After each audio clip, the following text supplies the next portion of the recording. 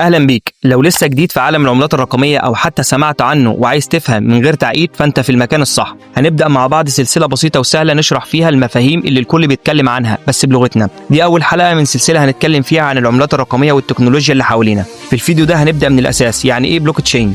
اكيد سمعت الكلمه دي قبل كده وقلت هو ايه النظام ده؟ الكلام ده طبعا مش للخبراء بس، لا، هو ببساطه نظام لتسجيل المعلومات بس بشكل مختلف تماما عن اللي احنا متعودين عليه. بدل ما البيانات تكون متخزنه في مكان واحد ممكن يتغير او يتسرق، البلوك تشين بيقسمها لسلاسل من الكتل، كل كتله فيها مجموعه بيانات مربوطه باللي قبلها، وطول ما البيانات ماشيه كده على شكل سلاسل يبقى صعب جدا التلاعب او التزوير فيها. الناس دايما بتربط البلوك تشين بالبيتكوين او العملات الرقميه، وده جزء منها فعلا، بس استخداماتها اكبر من كده بكتير. النهارده بنشوف العقود الذكيه اللي بتتنفذ بشكل تلقائي، وفي تتبع المنتجات من اول المصنع لحد ما توصل للمستهلك، وفي التصويت الالكتروني، وحتى في حفظ بيانات المرضى في المستشفيات بطريقه امنه. اللي مميز البلوك تشين فعلا انه نظام بيشتغل من غير سلطه مركزيه، يعني مفيش جهه واحده تتحكم في كل حاجه. المعلومات بتكون شفافه، كل خطوه بتتسجل ومحدش يقدر يغير اي حاجه من ورا ظهر النظام، وده بيخلي مستوى الامان عالي جدا، وكل حاجه فيه واضحه ومثبته. وده بيفتح ابواب كتير، لان المجال ده لسه في اوله ولسه اللي جاي اكبر. يعني اللي بيبدا يفهم النهارده بكره ممكن يكون سابق ناس كتير. مش لازم تكون مبرمج ولا خبير اقتصادي،